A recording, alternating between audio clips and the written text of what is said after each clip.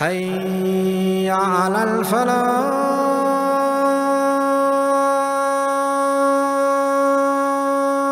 The Prophet of Allah in the authentic hadith, speaking to Sahaba, speaking to the greatest ummah that ever walked the earth, speaking to your fathers, speaking to a ummah that happily gave their lives for the pleasure of Allah. People who did the utmost, the biggest sacrifices, and they deemed themselves as the most insignificant people. Today you do nothing and you think you're up there. They did everything and they thought that they were down there. The Prophet of Allah speaking to them, he says, none of you, who's he speaking to? He says, none of you will enter Jannah through your actions. None.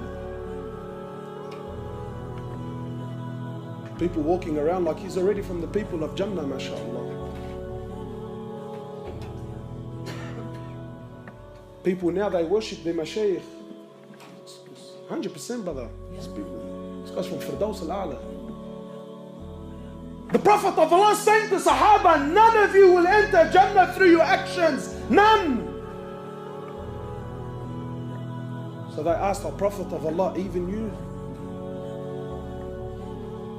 He says, yeah, even me. Sallallahu alayhi wa sallam. The greatest mujahid was Muhammad sallallahu alayhi wa sallam. The greatest teacher was Muhammad sallallahu alayhi wa sallam. The greatest father was Muhammad sallallahu alayhi wa sallam. The greatest husband was Muhammad sallallahu alayhi wa sallam.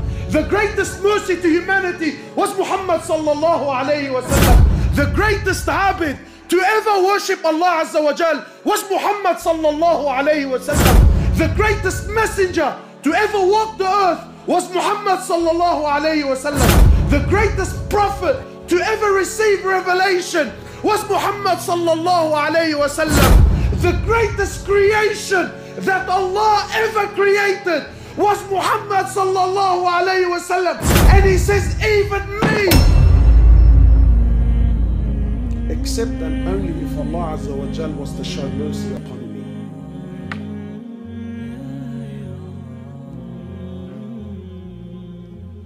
Even me.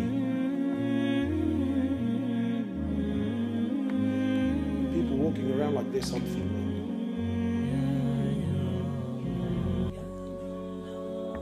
Prophet of Allah tells us of a man who worshipped Allah for 500 years.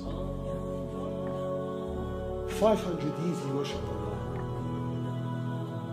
And then when he stood before Allah, Allah subhanahu wa ta'ala, more or less, he tells the angels, take him and enter him into the paradise through my mercy.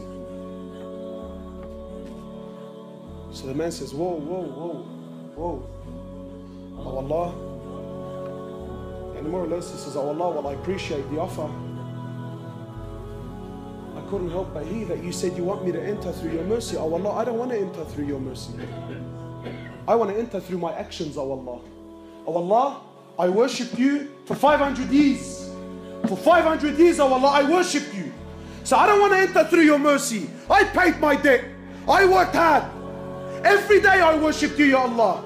Not to stand here so you can enter me through your mercy. I want to enter through my actions. Allah says, you want to enter through your actions? Fine. No problems. So Allah Azza wa Jal orders the angels. He says to them, bring the scales here. He says, put the man's 500 years of worship on one end of the scale.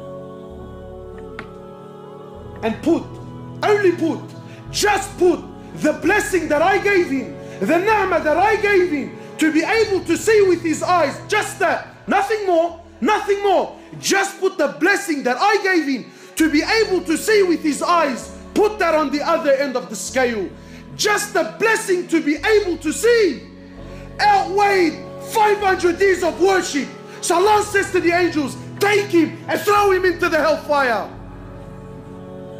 Then and only then, he says, oh Allah, please, oh Allah, please, I am content with your mercy. I'm content with your mercy, Ya Allah.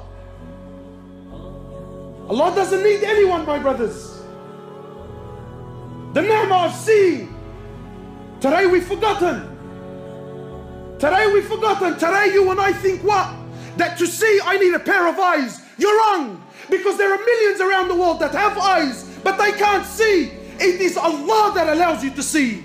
Today you think to hear, I need a pair of ears. You're wrong. Because there are millions around the world that have ears. They're stuck on their heads, but they can't hear, my brother. It is Allah that allows you to hear. Today you think to walk, I need a pair of legs. You're wrong. There are millions around the world that have legs, but they can't walk. It is Allah and Allah alone that allows you to walk. Allah, not you. Allah, not you.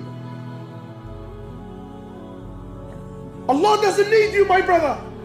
Allah doesn't need me. Allah doesn't need us. And we have to understand, because this is Aqeedah. You have to know this so that when you worship, you are always humbled. When you worship Him, you never have pride. When you worship Him, you never have arrogance. Because you know, at any given point in time, I am where I am only through His mercy. Only through His rahmah, I am where I am. Not because of your own actions. And to know with depth, with yaqeen, with certainty, that Allah, the King of Kings, doesn't need anyone. He doesn't need anyone, my brothers. Wallahi, everything you see around you, everything. Today, the Muslims have so much fear in their hearts. Fear. Fear of the kuffar, fear of the West, fear of laws, fear of regulations, fear of this and fear of that. But to know that Allah Azza wa Jal is not in need. Wallahi, my brothers, wallahi, I take an oath by Allah. You have to come to terms.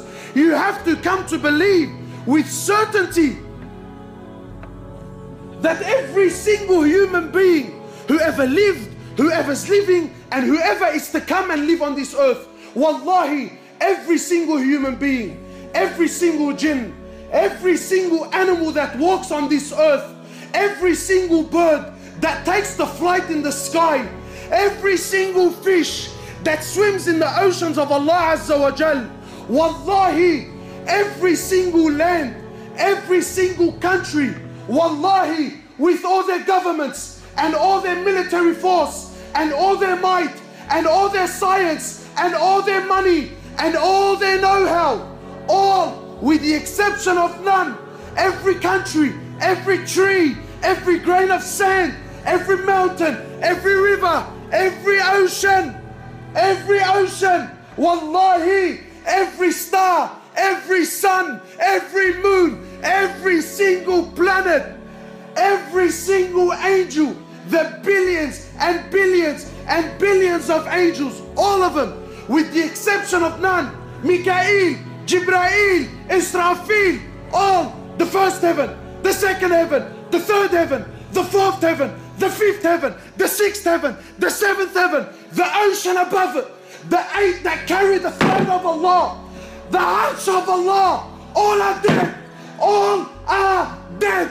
Nothing moves, nothing stops, nothing makes, nothing breaks, nothing gives, nothing takes, nothing rises, and nothing falls, nothing harms, and nothing benefits illallah. And until this yaqeen and faith is in your heart,